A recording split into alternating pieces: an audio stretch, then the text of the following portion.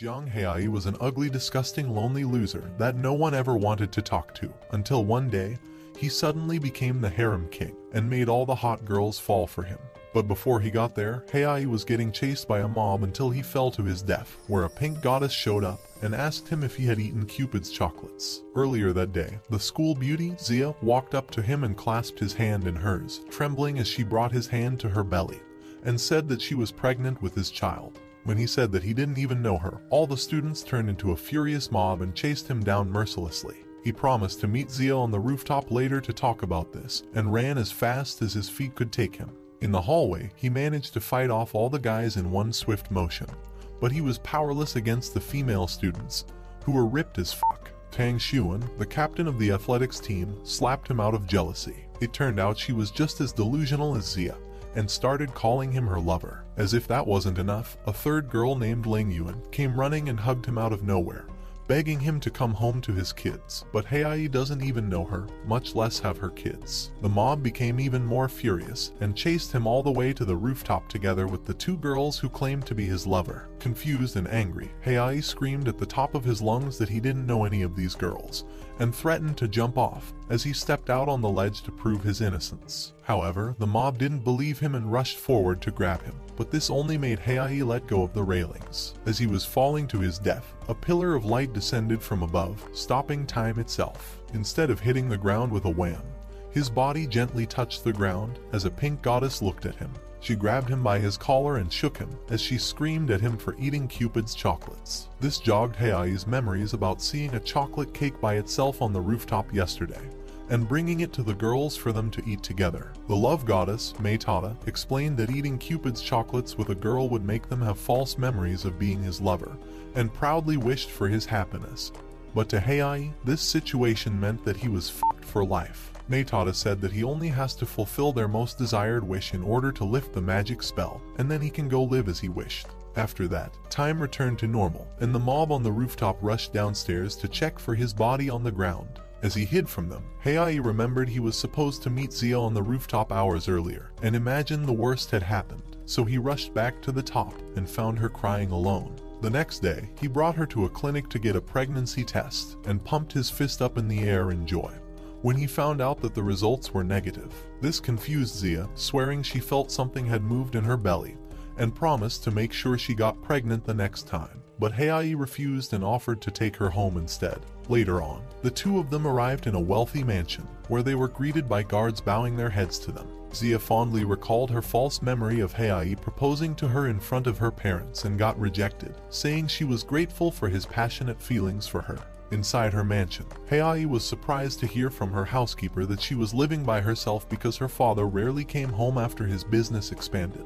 As he was about to leave, one of the house guards crashed into the living room after receiving a phone call from the school, saying that Haoyi knocked up their young miss. All the guards beat him up good, but Zia cried that she loved him and promised to marry him even if he were poor, and that she would do her best to get pregnant next time, making the guards drag back Haoyi to beat him up more. In order to escape them, she dragged him to her room and shut the door behind her. Haoyi pressed his hand against her lips to shut her up, because she kept riling the guards up unnecessarily. Realizing how close he was to her, he stumbled back to her desk, where he saw last year's calendar with her notes on how happy she was to eat with her father. This made Haoyi furious enough to blast the door open and grab the phone from the housekeeper, who was calling Zia's father. He screamed at the phone that he was the one who knocked up his daughter in order to force a meeting with him, but in response, her father just hung up the phone. As soon as he did, an army of helicopters and black cars arrived at the mansion, dropping off the master of the house himself. Haoyi trembled in fear as Zia's father appeared before him, accompanied by armed soldiers. He ordered the men to put their weapons away and beat Haoyi up, until Zia gave him the negative test results from the hospital, and became confused about his outburst on the phone. Haoyi trudged forward and stared up at her father as he said that if he hadn't taken the blame like that, he wouldn't even come home to his daughter, who needed his affection more than their luxurious house and all the gifts. Those words resonated with everyone present in that mansion, and with that, Haoyi took his leave. He ran until his chest heaved heavily, only to find out that he was just at the back door of her house. But Zia still appeared and thanked him with a kiss, before vanishing into thin air. Just then, Meitada made her entrance, perched on top of the ivy growing on the gate, and explained that he was able to break the spell by fulfilling her most desired wish. The next day at school, Haoyi slipped undetected into his classroom, or so he thought. Zia had come over his desk and asked him out on a date, so Haoyi blurted out Meitada's name and summoned her, stopping time once more. Meitada told him that although her false memories were now gone because the spell was broken, she still would remember what happened the past 2 days, and won't necessarily erase her present feelings. After she disappeared, Haoyi reluctantly agreed to a date with her, but then the door blew open and knives flew to his seat. A dark-haired girl, Aoyang Zuli, thrusted a sword just inches away from his groin, and kissed him hard to mark her territory in front of Zia. Her mother was also there and threw a bag at her face to scold her for flying from America all the way there, just for some boy. The mother and daughter started glaring at each other as neither of them wanted to back off. The mother knocked her out and had her carried away by guards. Later on, Haoyi told Meitada that she was his wild childhood friend, and Zia overheard this even though she didn't see who he was talking to. She thought about canceling their date, worried about Zuli being his childhood sweetheart, but to her surprise, Haoyi wanted to continue their date for tomorrow. After that, Haoyi bumped into Shuin in the staircase, who slapped him out of the blue and broke up with him. This irritated him since they didn't actually know each other, and he hated the fact that a girl had more balls to break up with him first, and yelled that no one would take her with that attitude. When she left, Meitada advised him that when women say let's break up, they usually mean it as a warning, which left Haoyi thinking that he may have broken her heart so badly that she might isekai herself. But his assumptions were shattered when he saw Shuin mercilessly laying down the punishment on the losing group in her athletics team. He confronted her and tried to grab the hose from her hands, but it ended up drenching her in water. Instead of beating him up, she just grunted and walked away. The next day, Haoyi woke up late for his date, and got even more delayed when Zuli locked him in his room to make him stay home. He had to climb over to the next apartment, where he asked the little girl, Yuayu, to let him use her house door after bribing her with some sweets. He showed up late on their date, but Zia forgave him and invited him to go get a drink in the cafe. The mood was quiet and awkward, unlike the dreamy confession that Haoyi whipped up in his head. In his virgin imagination, Zia was a princess who gracefully and adorably handed a gift along with her confession of love to him while he was a prince. However, Zia was red from embarrassment because it was her first ever date, making Haoyi worried and pressed his hand on her forehead, asking if she had a fever. The moment they realized their faces were just inches from each other, they pulled away out of embarrassment and turned quiet again. Haoyi suggested they go to the anime festival to get rid of the awkwardness between them, but they were still tiptoeing around each other as they walked side by side, weaving through the crowd taking photos of cosplayers. To his surprise, Haoyi saw Shuin in a cute cat-made outfit, posing for the cameras. When she saw him and the girls from her athletics team from afar, she dragged him and Zia away from the crowd to a private room, where she told him how people seeing her in this cute outfit would destroy her school reputation of being the tough alpha woman. But Haoyi didn't understand her struggle and told her to show her true self to others. At that moment, the announcer said that the female cosplay competition was about to start through the speakers, but unfortunately for Shuin, she always went solo, so she was not qualified to enter. To solve this, Zia suggested that the three of them form a group to enter the competition, exciting Shuin, who turned the reluctant Haoyi into a cute trap bunny-made character. Zuli, who was hiding in another stall, snapped a photo of him from behind and was turned on by how cute he was. Shuin shrieked at Zia and Haoyi running to her, and discovered her costume was riddled with holes. It was an obvious sabotage, and as if that weren't bad enough, it was the very first outfit she made for herself, so it left her so heartbroken that she ran away. This spurred Haoyi to win the competition no matter what, but before that, he took a leak while coming up with their battle plan. Meitada suddenly appeared, curious to what he was up to, which shocked him because they were in the men's toilet. Her appearance gave him inspiration, and got her involved in the plan as well. On stage, Haoyi tripped in front of the audience out of nervousness, but was able to turn it into a cute act that all the simps fell for. Meanwhile, Zia searched frantically for Shuin all over the place, but couldn't find her anywhere at all. Later on at the main event, Haoyi stood alone on stage again after all his efforts to delay the performance, until Zia found Shuin, and sang the audience a little song, which they didn't appreciate because they wanted to see Shuin.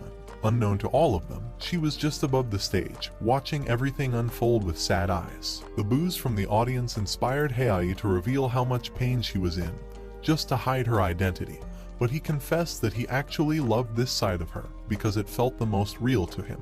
As he called out to her, Xiuan fell from above, but before she hit bottom, a strange light transformed both her and Haoyi's outfit, and she fell right into his arms. The audience loved it so much that they were declared as the winners on the spot. Even though the competition was supposed to be all female, Maytada was able to save them in time through her magic, so she heaved a sigh of relief from above when she saw the two of them were okay. Xiuan was still skeptical about magic and asked Haoyi to explain what exactly happened, but he had no answer to offer her. Zuli was standing backstage about to rip them apart from jealousy when she overheard some girls talking about how cute Haoyi was and wanted him on their team.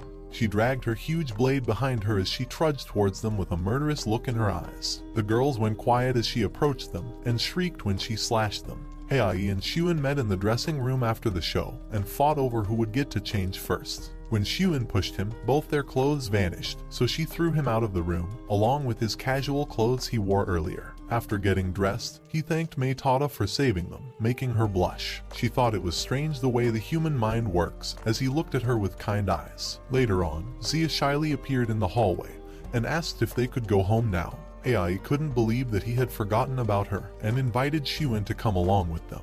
But she was at tsundere about it, so by the time she sorted out her feelings, she found nobody waiting outside her door. Meanwhile, Haoyi and Zia said their goodbyes at an intersection because Haoyi wanted to talk to Xiuan, making Zia a little jealous. When Xiuan finally came, he called out to her and asked her if she wanted to crash at his place for a while, which didn't go well considering she was at tsundere, and because he was an idiot who didn't even consider the context. He brushed her reaction off, thinking the spell had already been lifted anyway, and wished that she would just show her true self to others. Later that night, he went to visit a hot blonde woman's apartment. The blonde woman welcomed him, mentioning how long it has been since he last visited, and grabbed his hand to show him inside.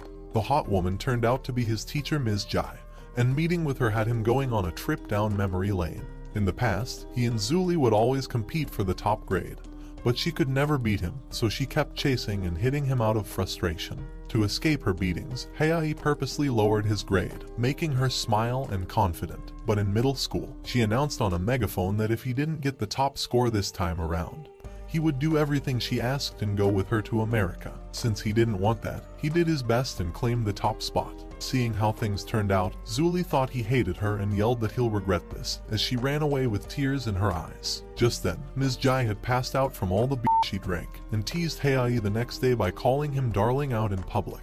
At school, Haoyi visited Xiuan during her team's training session, and made a ridiculous bet against all the girls on her team. The condition was that he had to get the top score in the whole school, and if he won, they would do all as he said. This hit the ego of the girls on the athletics team, and showered him with insults as they proudly accepted his bet, thinking it would be an easy win for them, considering one of their members was part of the top 5. Haoyi wasn't the least bit intimidated by their confidence, and riled them up even more. Starting from that moment, he studied as hard as he can, reading piles of books even into the night. On the day before the exam, he saw Zuli standing alone in the rain outside his window, mumbling he's back, so Haoyi took an umbrella and rushed down to see her. Her confidence was crushed as she trembled before him, feeling all worthless because her ex-boyfriend was back. He wiped the tears streaming down her face and assured her that everything would be fine. He wrapped his arm around her and pulled her close to his chest, letting go of the umbrella as they got drenched in the midnight rain. After that, her mother thanked him for taking care of her and informed him that Zuli was a bit unstable at the moment and would not be attending school for a while. The next day, the rain had stopped, and Haoyi zipped through the exams like it was nothing, annoying the girls from the athletics team. On the day the test results were about to be released, Haoyi proudly entered the gym where the athletics team were training, and showed them the maid outfit that he wanted Xiuan to wear for 2 weeks when they lost the bet, shocking Xiuan enough for her to let go of the ball in her hand. All this time, she was worried about how tired Haoyi was from all the studying and was stumped by what could be the reason behind him suddenly making that bet. But now that it was all clear, she was left dumbfounded. When they all looked at the results, they were shocked to see Haoyi ranked first, and screamed at him, calling him a pervert and a cheat. They even had the faculty confirm his grades, but were disappointed to know that he didn't really cheat. When the girls were gone, the teacher commented about how Haoyi got the entire faculty startled at his sudden rise in the top spot in the school, and didn't realize that he had that kind of potential. At the gym, the students were losing their heads over Xiuan's cute maid outfit, as she cheerfully gave away posters to recruit new members to her team.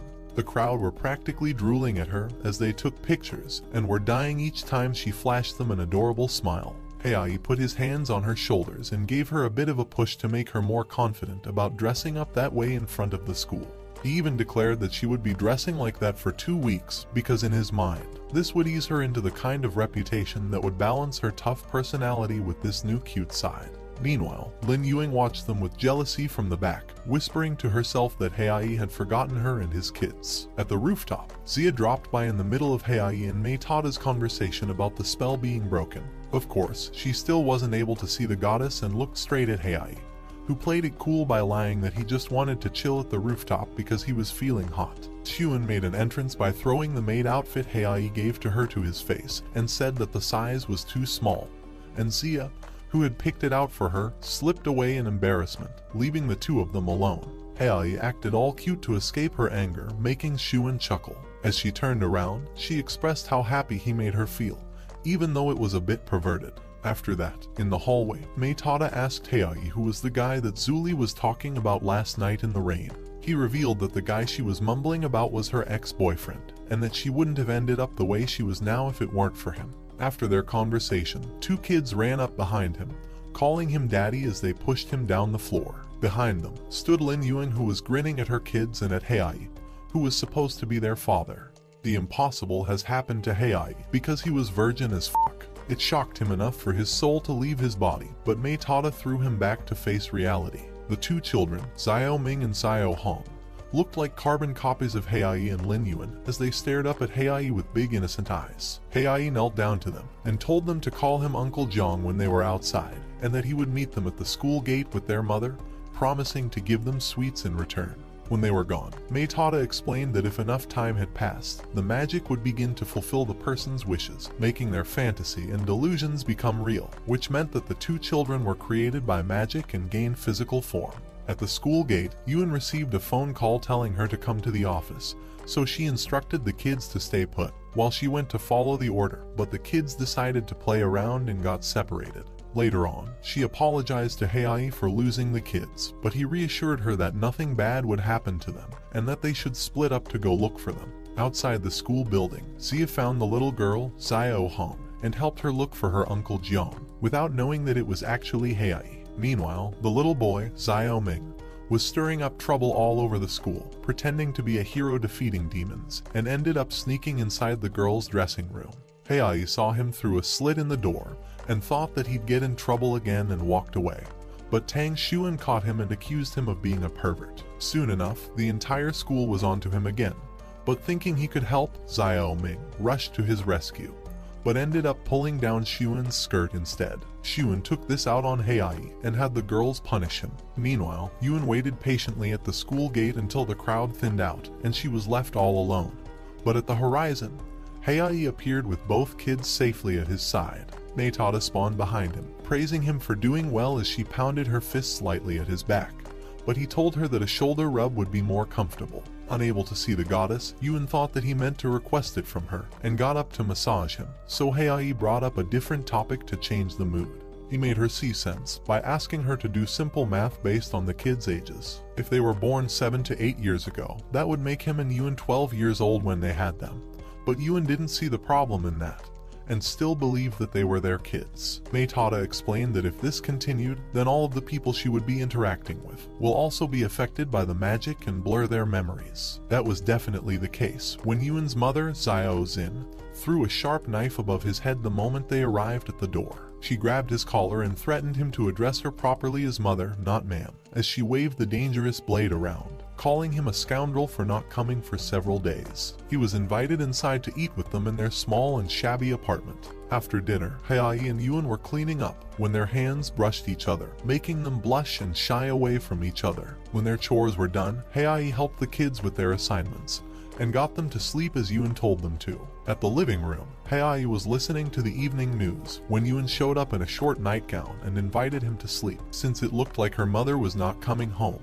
But he was saved by a phone call from Xia, who asked him to go out on a date at Heiju Amusement Park on Sunday. Haoyi agreed, but Yuan, who overheard this, made him promise to take her and the kids there as well. Caught off guard by this sudden responsibility, he agreed reluctantly and called Xia to cancel their date. But he remembered her housekeeper's words about her being lonely all the time, and lied that he wouldn't be late this time, which made her very happy. On Sunday, Haoyi was determined to make both dates successful, and planned to start the operation an hour apart from each other. At 9:00 a.m., he took Ewan and the kids to the Ferris wheel, but was scared of how high it was, and hugged a random lady's leg in fear, provoking her boyfriend and earning Ewan's disgust. After the ride, he speed ran all the amusement park rides in 30 minutes with them, and got so sick that he had to throw up at a nearby bulletin board. When he was done, Maytada showered him with snacks to encourage him, but he waved it off and rushed to his and Zia's meeting spot action movie style. He thought she'd be late like an average girl would,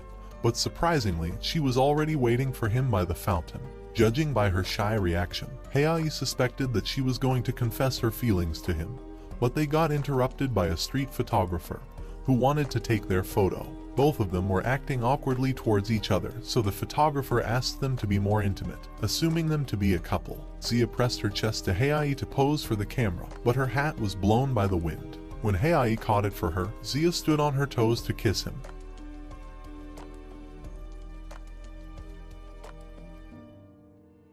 A few hours later, he wondered if it was Cupid's Chocolates effect again, but Maytada called him a dumb moron, because Cupid's Chocolates had nothing to do with Zia's feelings for him. After looking at the time, Haoyi rushed to find a gift but ended up running into Zhang Dong, an old friend, who told him that Duyu's, Zuli's ex-boyfriend, was back from America. Even though he liked her, Dong made Haoyi swear to protect Zuli this time, so Yuz wouldn't hurt her again. Just then, Haoyi ran into Xuan, who was out shopping with her girls and got into an argument with her. And if that wasn't enough, Zia was calling him on his phone. With his life at stake, Haoyi asked Xuan to keep Zia company, while he returned to Yuan with a stuffed teddy bear to make the kids happy. To cheer them up, he entered with them in a parent-child quiz to win them the prize. Haoyi crushed all the questions so hard, his competition had given up and even the host got intimidated.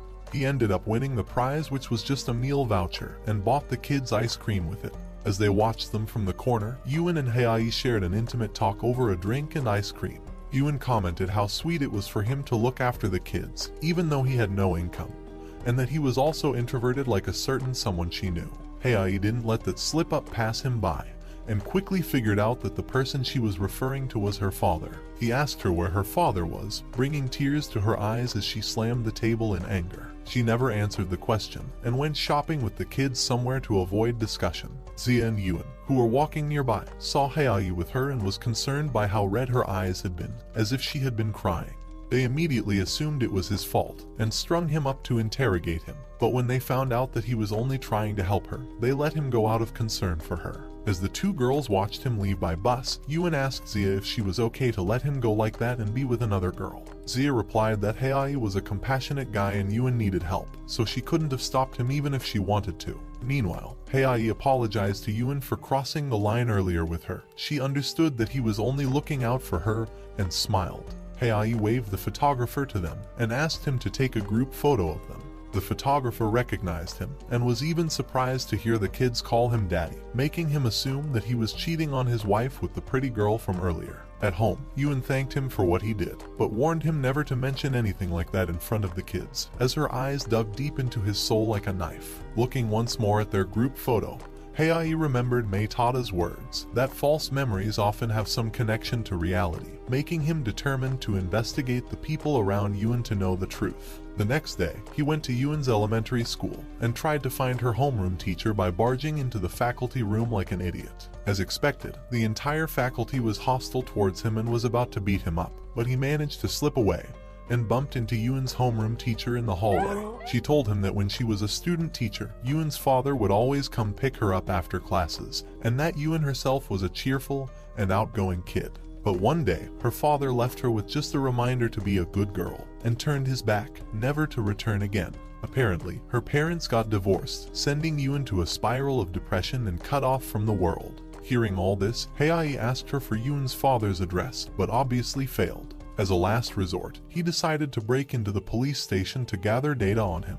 He started sneaking around, turning off the lights to blind the guard, creepily opening the door, and sneaking behind him to get to the files. Naturally, that didn't end well, at least if he didn't actually know the guard stationed there. The guard, Yan, was a close friend of his and helped him access Yuan's records, but both of them were surprised that there was no trace of her father in their data. He told Haoyi that this usually meant that they may have left the country, so Haoyi asked Yan to call him if he found anything else. After returning home, he found his parents waiting at the dinner table with a serious expression, warning him that they would come knocking on their door soon. Moments later, limousines ominously arrived in front of their apartment, and Zuli blasted the door open.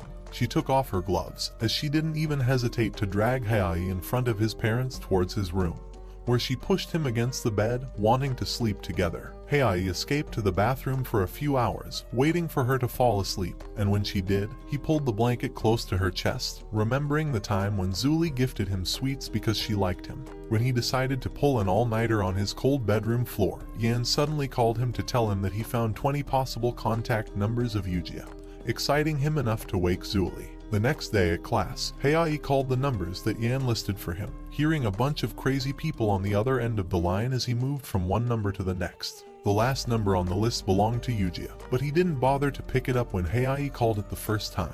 Later that day, after getting some shut-eye, Haoyi called his number again, and this time he picked it up while he was in the grocery store. He startled him by introducing himself as his son-in-law and casually told him that he and Yuan already have 2 kids, provoking him to come home. But Yujia just gave him an unexpected truth bomb. Yuan was not actually his real daughter, and Haoyi's heart dropped the moment he heard this. It looked like the situation was beyond him now, but he decided to push forward and ask her mother instead. At their apartment, he overheard them arguing behind the open door. Zin screamed at her to throw Yujia's picture away, because his real father was long dead, but this only made Yuan run away in tears with her children in tow. The next thing Haoyi knew, he was locked out of the apartment, with Zin refusing to even talk to him. So seeing this commotion, an old lady approached him to tell him what he wanted to know. Once he knew everything, he was overcome with grief and regrets as he told Meitada the truth behind Yuan's family. Yuan's real father, Xiaohe, was a police officer. On the day of their civil wedding, he was called in because of an emergency situation. Zin waited for him full of hope as she was expecting a child with him, but her heart was crushed when he returned to her in a coffin. He had died in the line of duty, and Lin Yujian, who used to be in love with her, took care of her and even married her, even though his parents were so against it that they disowned him. After shouldering years of his parents' disappointment, he eventually broke down and divorced Zin with tears in his eyes. Yuan, who only ever knew him as her father, was so heartbroken by this that years later, she still yearned for his love. Haoyi didn't even know what to do now that he knew all this. On the other hand, Meitada pointed out how Yuji still kept his personal phone's number for them after all these years, because in his heart, he still worried for them. This only made Haoyi erupt in anger at all of them. He was mad at Xiaohe for committing to marriage even when he knew his job could take his life at any time. And he was mad at Yujia for not seeing through his marriage and just left when things got bad for him. Meitada disagreed by how he saw things, and argued that just because police officers have dangerous jobs, doesn't mean that they don't have the right to have a family. He praised Yujia for taking on the burden of a shattered family, and raised Yuan as if she was his own for many years out of his own love. But Haoyi wasn't willing to hear all that, and went home with a sour look on his face, locking himself up in his room without having dinner with his own family. He even threw his stuff on the floor out of anger, but when he saw his framed group photo with Yuan and the kids fall to the floor as well, he sunk to the ground and realized how much of an idiot he was to be venting out his anger on his parents and Meitada, who overheard his apology through the open window and tried cheering him up. The next day, Haoyi called Yujia again to tell him that he understood the situation now, and reminded him not to give up so easily as a man. After all, Yuan still wished for his love and Zin struggled to pull her family together. Yujia wasn't ready for this conversation and hung up, but Haoyi called him again and again, despite how many times he was turned away. One day, he and Yuan picked up the kids from school to go painting scenery, but as they were crossing the street, trouble awaited them. Truck Kun took a break from Isekai Ying people and crashed straight into Yuan. Moments later, ambulances arrived to take away the victims. As this was happening, Yujia received a call from Haoyi telling him that Yuan got into a car accident, startling him from his seat. Afraid that he would never see her again, Yujia jumped into his car and drove to the hospital, only to find the hospital bed empty as the doctor shook his head and muttered how young the patient was. He thought she was now gone forever, and regretted how he never came home all this time. as bitter tears ran down his face. But just then, Yuen appeared behind him, surprised to see him after so many years. Her memory of him had gone hazy, but her heart remembered who he was and ran to his arms, wrapping him tightly in a warm embrace. Meanwhile, in the other room, Haoyi woke up wounded on a hospital bed, remembering how he pushed Yuen out of the way just in time before the truck collided with her, and how Maytada looked at him with tears in her eyes as she stopped the truck with her powers. Xia and Xun greeted him when he woke up,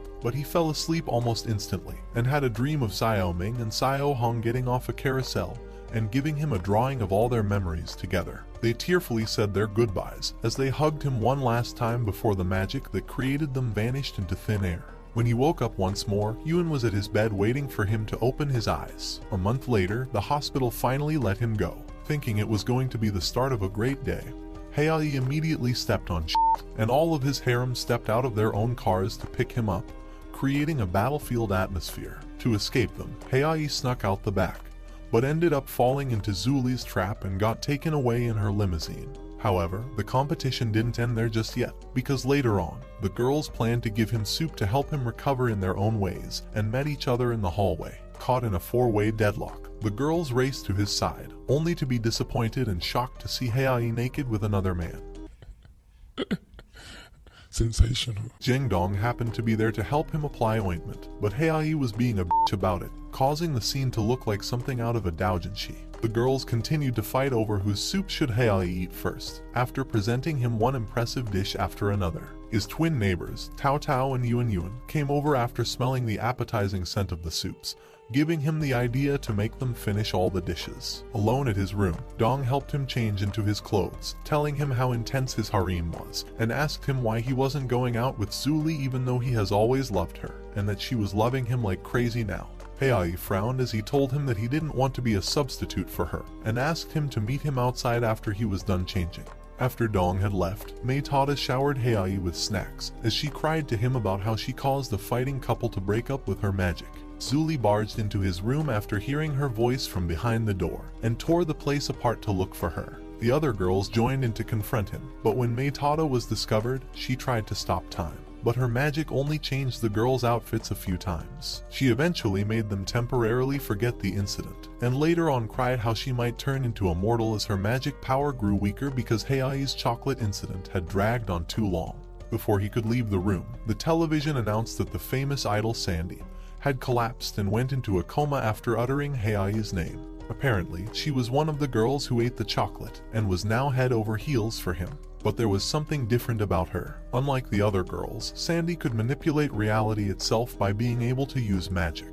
She summoned Haoyi to a different realm, where she greeted him with her beautiful singing voice. Haoyi asked her who he was for her, and was surprised by her magnetic force, as she replied that he was her lover, the co-owner of her dreams, and the one she wanted to bring into her new world. She took him to a rooftop and invited him to jump with her, but Haoyi didn't want to follow her delusion and offered his hand so that he could bring her back to reality. Instead, Sandy took him with her as she leapt off the building and sprouted magical wings, welcoming him to her world. Fantasy and reality became mixed up when Sandy forcefully dragged Haoyi to see her world from the back of a giant paper airplane. Creatures under the sea swam freely across the blue skies, giant cats slept on top of the city buildings, and even the heavens broke apart into blocks when she willed it. Maytada told Haoyi they were inside her imaginary world, so he should calm his shit down, but that was not enough to reassure him, especially when he got thrown off to a giant tree and saw a portal to another dimension in its hollow. Sandy invited him to go to another world, but he was afraid he wouldn't be able to remain human if he crossed dimensions,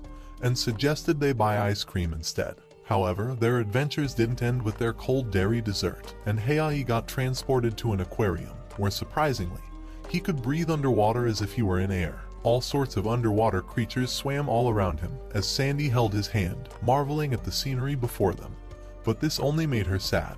Besides the two of them, she had nobody else in this world, no one to share all these beautiful moments with. When they rose to the surface, Sandy asked him again if he wanted to leave with her and go to the other world. But Haoyi slipped away from her grip and looked at her with sad eyes. Tears started streaming down her face as her world broke apart and lost color. To prevent her from self-destructing, Haoyi suggested that they leave for the other world together tomorrow, putting a temporary smile on Sandy's face. Back in reality, Maytada told him she was concerned about his decision because the Sandy they met earlier was just her soul, and her body was still unconscious in the hospital. So that meant if her soul crossed to the other world, she wouldn't be able to go back and her body would become lifeless. Naturally, that didn't sit well with Haoyi, so he wanted some time to think about what to do to make her want to stay in the real world. Later that night, after he got out of the shower, Sandy was waiting for him on his bed and gave him the song she wrote for him for being her #1 supporter from the very beginning. He couldn't accept her gift, knowing full well that he wasn't actually the one in her memories, but she gave it to him anyway and left through the window. Maytada became even more concerned now because it looked like Sandy wasn't willing to wait until tomorrow to cross over, so she agreed to Haoyi's risky plan, daring to lose everything that made her a love goddess. In the imaginary world, Sandy waited for Haoyi by the portal in the hollow of the enchanted tree, and sank into his arms as soon as she saw him. But her bright eyes dimmed the moment he said that he won't come with her, but instead, he wanted to bring her back with him to reality. She wanted to escape the pain and ugliness of the real world by crossing over to the other side, where she believed only beautiful and pure things reside. However, Haoyi told her that beauty and ugliness exist together no matter which world she goes to, and that was something she needed to accept. Hearing this broke Sandy and shattered all her expectations about Haoyi, screaming that he was not the loyal supporter that she knew, so she leapt to the portal with tears in her eyes. Haoyi screamed as he followed her to the other side, going through a tunnel of memories, showing how a young boy met a younger Sandy, whose real name was Yushim. At the end of the tunnel, he was confused by the other world that Sandy had imagined, because it was nothing like she envisioned. It was pitch black, and death surrounded them in a vast plain of nothingness. Sandy cried and sank to her knees, so Haoyi offered his hand and revealed to her everything about the love goddess, and how the girls he met through her found happiness in their miserable lives. This was enough for her to be convinced that it was possible for her to find happiness back in the real world, and put her faith in his words. Back in reality, Haoyi called up Lin Yuan, asking her to write up a news article about Sandy coma, and how her agency wasn't even worried about her one bit. He had Zia use her vast network to spread the news online, gathering sympathies from the public. He also asked Xiuan to spark their hearts directly by using her popularity to gather her fans and stage a protest. Then he went to meet Luji, Sadie's real childhood friend, and got him to spill his story. He told Haoyi that Sandy was his next-door neighbor, whom he befriended because everyone thought she was a weirdo, and encouraged her to show off her singing because she had always been good at that. Eventually, she landed a contract with an agency, who strictly limited her social contact and paid him good money to keep her company. He went crazy from the guilt of helping to keep her in a cage, and from being cut off from the rest of people their age, because they saw him as a freak like her. On the day his contract with the agency was to be renewed, he broke down from all his repressed feelings and quit his job. He started screaming that he doesn't want to be her babysitter anymore and wanted to live his own life, without knowing that she was actually listening behind the door. He was filled with regret and grief from that outburst, and all his emotions started exploding inside of him, now that he knew Sandy was thinking about her own death. Haoyi let Agent Wang, the guy in charge of Sandy, hear a recording of Ji telling his story, and threatened to end his career by exposing him. But he couldn't care less as he sipped his coffee. However, this was only the beginning of Haoyi's plan. Wang received an urgent call, telling him that Ji's parents arrived and were trying to stop Sandy's contract renewal, making him take Haoyi's threats more seriously and asked for his price. But he only asked him to return Sandy's freedom and give her the opportunity to live her life and make friends. However, Wang laughed and said that she was lucky he let her have one friend, given how much of a freak she was. But as he stood to leave, Haoyi showed him the photos of his mistress and threatened to tell his wife about his affair. Meanwhile, Zia excitedly waited for Haoyi's call to reward her for doing his request, but her phone instead rang to remind her of her grandfather's birthday. Just then, the television reported that Sandy woke up from her coma and was so full of energy that she even grabbed the camera and screamed for Haoyi to come see her. Outside the hospital, a swarm of reporters and helicopters were guarding the entrance to snap a picture of Haoyi, but he snuck, pretending to be a random guy wheeling an old woman in the hospital. After weaving through them, he arrived at Sandy's hospital room and introduced him to the love goddess as promised. Maytada magically appeared before her and took her on a one-day trip around the world. As the two of them were perched on top of the Stonehenge, she talked about Haoyi's chocolate incident and how the chocolates were made in the first place. In the past, love goddesses used a bow and arrow, But when someone made chocolates using memory magic, they partnered up with each other to make the love business more efficient. All of this was possible thanks to the person she called director, who she said was handsome and brilliant. Meitada also eased her worries about living in the real world and told her that everyone would love to see and hear the real her, including Haoyi, who put in so much effort to clear her troubles and supported her. After her magical trip, Sandy appeared in front of the media, thanking her fans for their support, and told them that she would be studying abroad after coming to an agreement with the agency. But before that, she would be holding a concert for them. On the night of the concert, Luigi knocked on her door backstage, carrying a bouquet of roses in his arms, and apologized for hurting her. Sandy held his hand as he forgave him, and asked him if they could be real friends, now that the lies are all gone. Touched by her kindness, Luigi agreed to be friends with her, and promised that he would always have her back no matter what. Meanwhile, Haoyi and Meitada were at the audience seats after Sandy gave them free tickets, waiting for her to come up on stage excitedly. When she took the stage, they were blown away by her new song because it was all about how her life changed because of Cupid's chocolates. As she reached the end of her song, Sandy held Haoyi's hand and pressed her lips close to his ear, whispering her thanks as all the cameras caught a close-up of him. The next day, he hid under the bushes to get away from all the angry fans who wanted to beat him up, from Zuli who wanted to cut him down from jealousy, and from the reporters who wanted to milk him for details. Just as everything seemed hopeless, Miss Jai appeared in front of him lugging behind a suitcase and asked her to save him, offering to be her servant for 3 months in exchange. She took him to Cafe Time, a high-end looking cafe in Beijing Road, and asked the old man at the counter to let him stay there as a favor, which he agreed to. Having been sleep-deprived from all the running he did last night, he crashed into a nearby couch to get some shut-eye, but he was startled awake when he realized that a beautiful white-haired man sat across him from the table. He had a mysterious aura about him as he asked Haoyi what troubled him, but Haoyi never bothered to question anything about him. The man took an interest in him and gave him a fancy-looking box of candies before he left. Haoyi wanted to introduce him to Zia, who immediately came to the cafe after worrying about him because of what happened at the concert.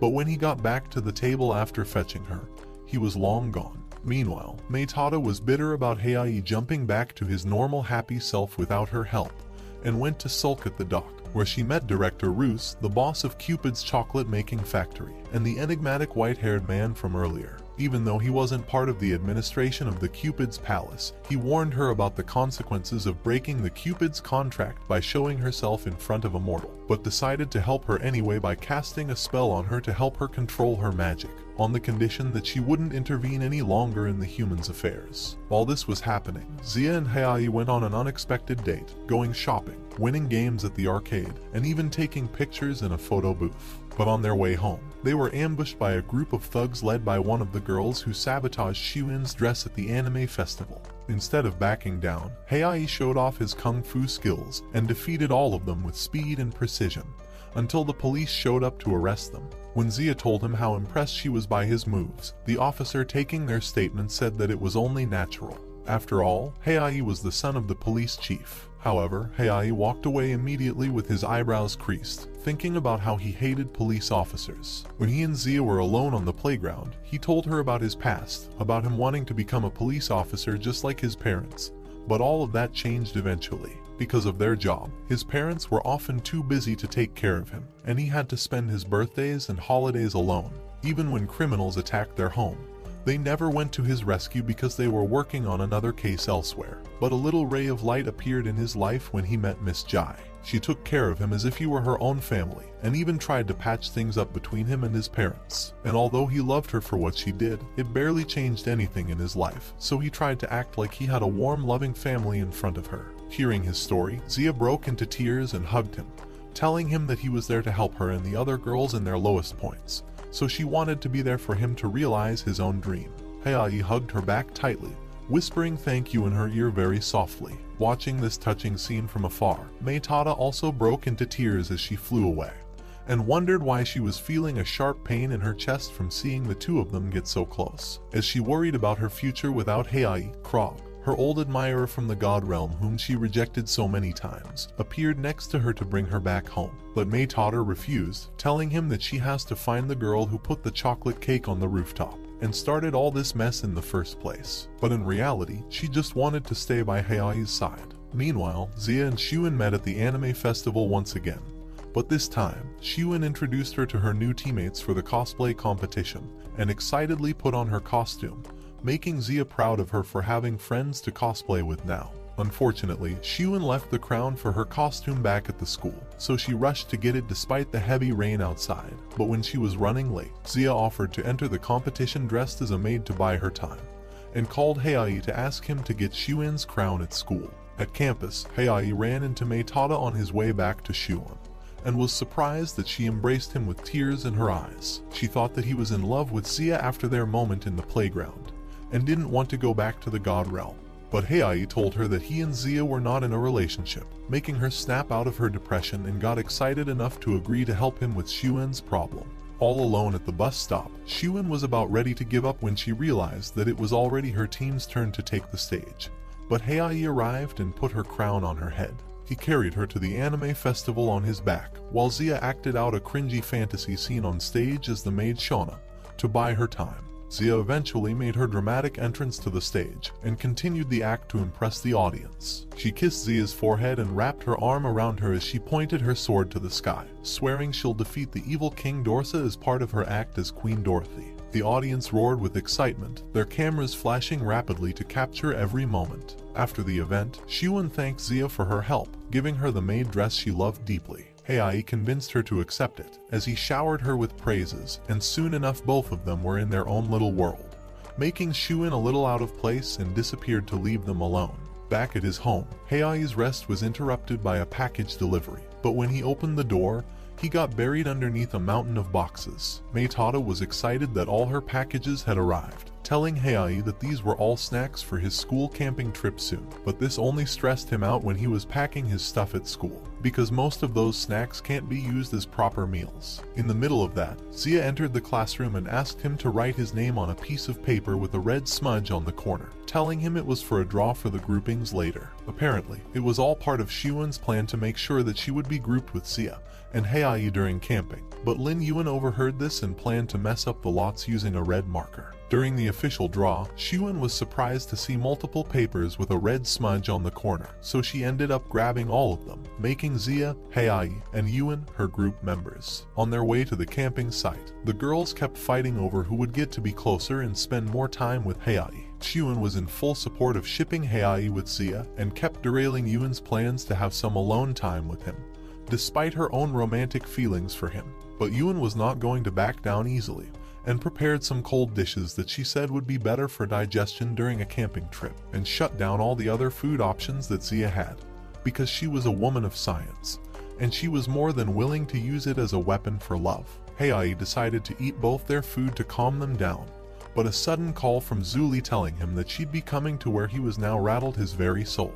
As soon as she hung up, a helicopter flew over their heads, and Zuli descended to the ground dramatically, along with a mountain of heavy duffel bags. She immediately marked her territory like an alpha woman, and chased Xiwen around with a sword when she wouldn't bend to her will. Their fight caused the embers from the bonfire to scatter and burn the camp, setting fire everywhere. But Zuli didn't care and continued to chase after her.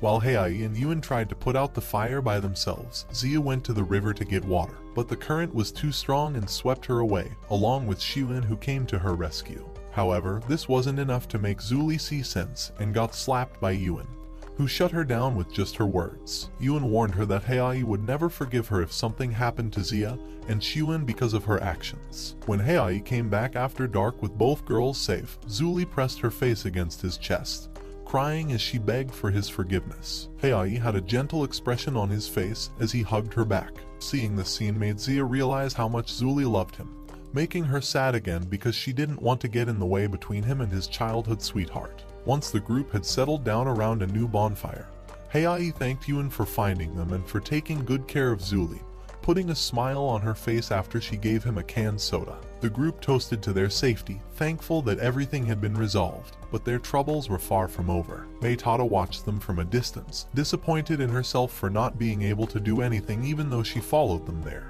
Her eyes welled up with tears as she thought that Haoyi didn't need her anymore. Meanwhile, Yuan pulled out 2 sleeping bags because their tents got burnt, and she suggested that they share them. The girls were quick to understand the situation, or rather the opportunity presented to them, Haoyi wanted the girls to take both sleeping bags, and he would sleep on the cold ground at first, but they convinced him to take one sleeping bag, since he saved all of them and wanted to repay his kindness. But Zuli was a little more shameless, and nudged him to sleep together. The group ended up spreading the sleeping bags to create one big mat for them to all sleep together under the stars. Zia turned to her side out of jealousy from seeing Zuli casually snuggling up to Haoyi, who only blushed as she wrapped her arms around him in her sleep. Haoyi and the girls woke up to a fresh morning, but soon after opening his eyes, Zuli and Shuin were already at each other's necks, arguing about how Zuli was being too flirty with him. Things got heated up when Zuli cut Zia's dress with a stray branch because she got in the way of her fight. And to make matters worse, Yuan fainted from a fever she caught from yesterday's incident, while she was looking at the map to guide their group to the class campsite later. As Zuli watched Haoyi place his hand over Yuan's forehead, she remembered what Yuan said to her last night, and thought that he would hate her for causing all this. After all, she was the reason the tent caught on fire yesterday, and even got the other two girls to nearly drown in the river while she was at it. As this thought ran through her head, a helicopter suddenly lowered her mother down to them, demanding she return with her this instant. Like her daughter, she was willing to use force if necessary, but surprisingly, Zuli agreed to go with her without complaint, and even asked her to take Yuan with them to the hospital. After that chaotic camping trip, Haoyi wanted to relax at home, but found himself cleaning meticulously after Zia said that she would be coming over to return his clothes, which she used to cover up her ripped dress during the incident with Zuli. When he heard someone at the door, he immediately opened it thinking it was her, but embarrassed the shit out of him when he found out it was just Zheng Dong. He tried to shut the door on him, but Zheng Dong put his hand and foot through the gap. Open the door or I'm gonna throw rocks through your windows, you dumb Leaving Haoyi no choice but to welcome him in as a guest. Zheng Dong asked him what he planned to reply to Zuli's feelings for him, especially since her ex-boyfriend Du Zhuzhang was back. But Haoyi was still unsure about what to do, provoking him to shove him against the wall out of anger. He told him that he was only hurting Zuli with his passive attitude, and that he'd end up hurting Zia too, since not giving them a proper answer was just like playing with their emotions. With the door fully open, Zia overheard and saw everything, making things awkward enough for Zheng Dong to leave them after his outburst. Despite the tense atmosphere, Haoyi tried his best to make Zia comfortable by smiling it all away, but now she was curious about Zheng Dong and their relationship with Zuli. Haoyi told her that when they were kids, he and Zuli often spent time together as neighbors because his parents were always gone.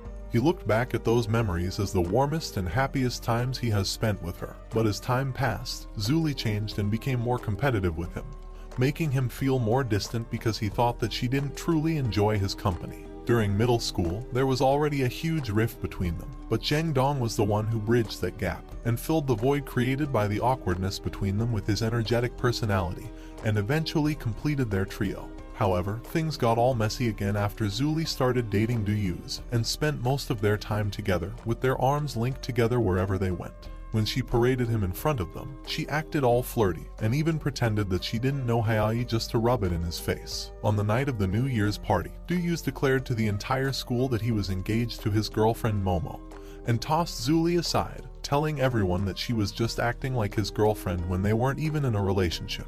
The students, who always thought that she was an arrogant bitch, started calling her shameless and avoided her at school. After getting publicly dumped, she fell into a spiral of depression, which got so bad that she had to quit school and locked herself up in her room. Ever since then, she developed a yandere personality and went love crazy for Haoyi. In fact, when he visited her one day, Zuli had a crazy look on her face as she gave him a sloppy kiss, telling him that she would devote all her love to him as she should have been doing all along. After hearing this emotionally charged story, Zia suspected if Haoyi only ever saw Zuli as a friend.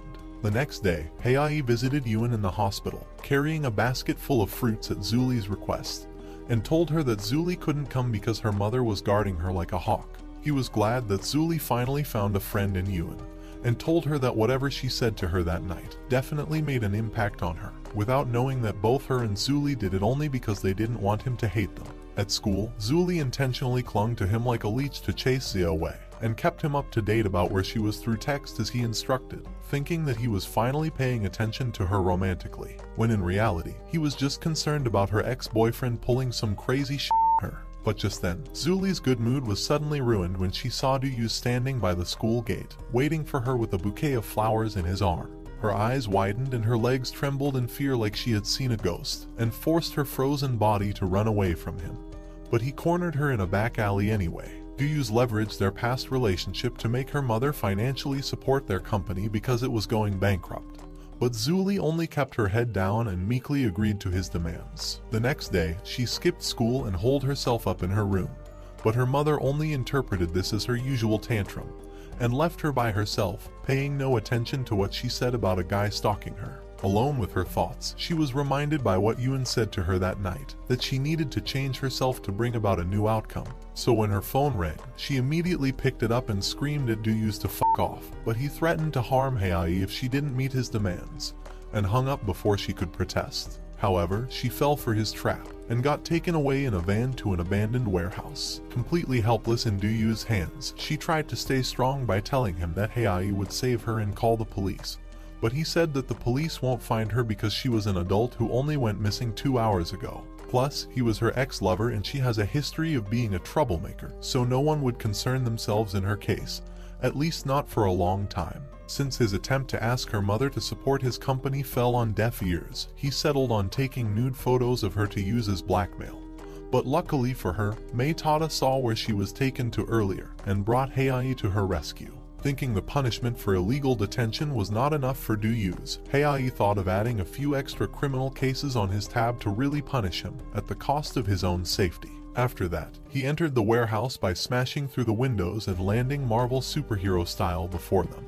But seeing the scratches on Zuli's knees and her ripped dress, he became overwhelmed by anger. However, Duyu's was quick to use Zuli as a shield, and used his goons to beat him up, without knowing that Meitada was just above them recording everything on her phone, while she stifled her cries. Enduring one hit after another, Haoyi resisted the urge to fight back, but when one of the goons used a foldable chair to hit him, Zuli stood in his way, and got hit instead. Blood oozed from her head and dripped down to the floor. Reverting back to her usual yandere personality, she finally bit back against Duyu's weak-ass threats, and revealed that she never actually loved him. She remembered how the rift between her and Haoyi started when she first slammed the door on him, because her mother told her that if she wanted his affection, then she should be better than him at everything.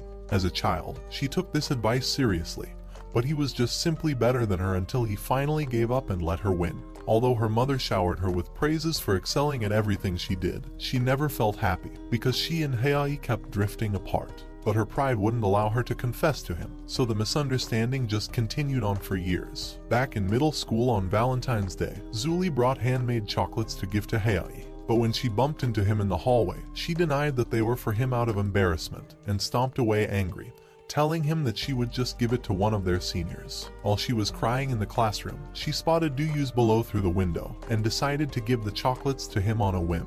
This meant that Haoyi was never the substitute for Duyu's for her. Instead, Duyu's was the rebound guy from the very beginning. Sensational. Zuli finally let go of the words she had been meaning to say to Haoyi, and said I love you while she teared up. There was no way Duyu's could accept any of this. His pride wouldn't let him, so he made her remember the humiliation she went through at their New Year's party. But Haoyi has had enough of his shit, and apologized to Zuli for being so passive all these years, and for losing himself in his temper so much that he couldn't see her feelings for him. She buried herself in his chest, while he stroked her head, relishing in that moment in their own little world, as Duyu's exploded in shame and anger in the background. Before he could retaliate, Meitada sent the recorded video to every phone in the city, exposing his scheme.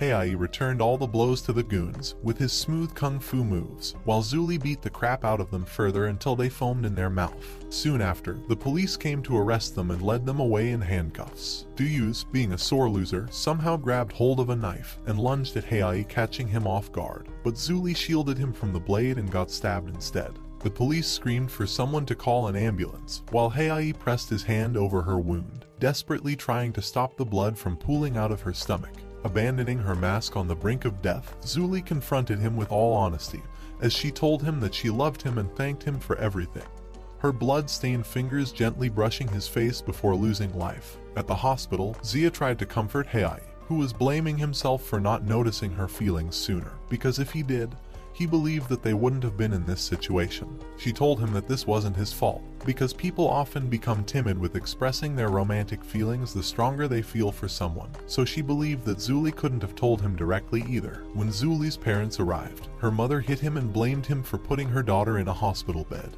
But her father had a calmer attitude and pulled him aside to ask what really happened. After telling him everything, he thanked him for helping his daughter and told him not to blame himself, because he and his wife were partly to blame since they haven't been paying attention to her all this time. However, his soft gaze was not enough to melt the anger in his heart, but he snapped out of it when Zia came to inform them that Zuli had woken up, making him rush to her room with tears in his eyes. But his heart sank when she couldn't remember who he was. Her parents left to call a doctor, while Zia closed the door to give them privacy. Zuli had her guard up, hiding her face behind a blanket even as Haoyi sat on her bedside. His smile had a hint of sadness in it when he reintroduced himself as her childhood friend, who got her into this mess because he was weak, and promised that from now on, he would protect her forever. This moved her to tears and threw herself at his arms, whispering that she'll remember his words with all that too familiar yandere voice. It turned out she was just pretending just to get him all to herself. God damn it! You can't make this shit up! But she got busted by the other girls who came to visit her. For a moment, everything was back to their rightful place, until a white-haired girl crashed the party. The girl's name was Ling Xiaodu, Haoyi's cousin, who appeared to be head over heels for him, and clung to him in a way Zuli did. But even so, there was something different about her affection towards him. Her appearance stirred up the harem, turning the hospital room into a tiger's den from their menacing aura. Before the room became a war zone between women, she and Haoyi escaped and ran at full speed to his apartment, where they spent the night together. The next morning, Sandy unexpectedly visited Haoyi in his home, unintentionally bringing with her a crowd of reporters looking for a scandal. Apparently, Xiaodu was a big fan of hers and immediately forgot how angry she was at her for being close to him. But while Haoyi was grateful for her sudden visit, he was down in the dumps thinking about being the star of a scandal once more. So, Xiaodu came up with a plan with Sandy to outwit them, and made him dress up as a girl to pose as Sandy's female friend whom she came to visit. At school, he was once again the center of trouble when Xuan loudly accused him of sleeping with his cousin, after Xiaodu lied to her and the girls about what happened to them last night. Unlike before, Haoyi didn't bother to clear himself of their doubts and accusations, because he was already sick of all the shenanigans that the harem put him through. Later on, Zia called Xiaodu on the rooftop to ask her about what was going on between her and Haoyi, about the root of the problem with his parents and so on, surprising Xiaodu that she knew so much about Haoyi's secret. This spurred her to get more aggressive on her, making her back away and trip, and declared that she was Haoyi's first girlfriend. After that, Zia discussed this with Yuan and Xuan, who were at a loss for what to think of it, and decided to ask Zheng Dong about it when he passed them by, but he only gave them a vague answer. He only said that Xiaodu and Haoyi did in fact have a relationship, but it would be better if they would ask him directly, since by now, they should already know Haoyi's character, and they shouldn't be having doubts about him after all this time. Xiaodu was listening in on them from a nearby alley, and invited them for a drink in the cafe, where she spilled everything about her relationship with him. At the same time, Haoyi also told Meitada his relationship with Xiaodu, explaining to her that although she might appear as mean-spirited, she was actually a kind and gentle soul. After the attempted kidnapping incident during Haoyi's childhood, Xiaodu found a heartbroken Haoyi waiting alone in his apartment. He just threw away his precious police badge in the trash, along with his dream to become a policeman, because his dad never came to his rescue when he needed it most. Although Xiaodu didn't fully understand, she tried to distract him from his tears by asking him to play games with her, or even tell her a story. But the wounds in his heart ran too deep. In a stage drama during summer, Haoyi was once again alone because none of his classmates wanted to partner with him, and his aloof teacher only scolded him not to waste everyone's time by making them wait for his performance. Each second that passed felt like an hour to him, but all his worries disappeared when Xiaodu, who agreed to take on the girlfriend role for the play earlier, arrived in a cute dress to cheer him up. Ever since then, Xiaodu has looked after him as if she were the older sister, even though Haoyi should have been the one acting as the mature and strong older sibling. She even bridged the friendship between him and Zheng Dong by forcefully dragging him back to the classroom when he skipped his cleaning duty. He overheard Haoyi covering for him when their teacher scolded him for the classroom still being dirty, despite it being after school hours already. So touched by his kindness, he helped him clean up like he was supposed to, and became friends soon after. Eventually, she had to go study in the US and would only occasionally return to her hometown to visit relatives. The girls eventually understood her intentions and apologized for misunderstanding them. This time around, Zyadu came back to visit Haoyi specifically because she was worried about him. But finally getting to know the girls, she was happy that he now has friends to take care of him. They saw her off at the airport, after she just decided to return to the US, and boarded the plane without saying goodbye to Haoyi. She sent him a text message from her seat on the plane, telling him how happy she was that he's not alone anymore, and apologized for leaving without saying goodbye, sighing as she turned off her phone for the flight. However, the girls didn't allow him to give up, even when he knew that he wouldn't make it even if Sia drove him there in her car, because he himself never gave up when the girls needed his help. Now, to return the favor, they all drove fast and furious style in different cars to get him to where Zyadu was, with Zuli joining in on the high-speed chase by intentionally crashing into the patrol car that was hot on his heels. Sia even ordered her driver to blast through the barricade and take an illegal shortcut to the orchard just to get to the plane, with Meitada providing additional support with her magic. As the plane took off, Haoyi called out to Zyadu through the sunroof of the car as it drove parallel to the aircraft, while Meitada used her magic to send his voice directly into Zyadu's ear. When she finally looked at him through the plane window, her eyes immediately welled up with tears. At that moment, even if he didn't say it, she knew he was going to be just fine. But Haoyi told her anyway that he was doing great, and that she didn't need to worry anymore, the wind carrying his thanks to his dear friend who was long out of sight now. As the sun set behind him, his harem greeted him with a smile on their faces, as they assured him that everything was going to be just fine because they have his back. But after that touching moment, Zuli took the chance and went for a kiss as usual, starting another fight with Xuan, with the girls adding more fuel to the fire by joining in the chaos as usual. From the god realm above, Meitada fondly watched over him, as she said that he still hasn't dealt with all of Cupid's chocolates, so their journey was still far from over. Watch this next video. Till next time, my fellow legendary plot masters.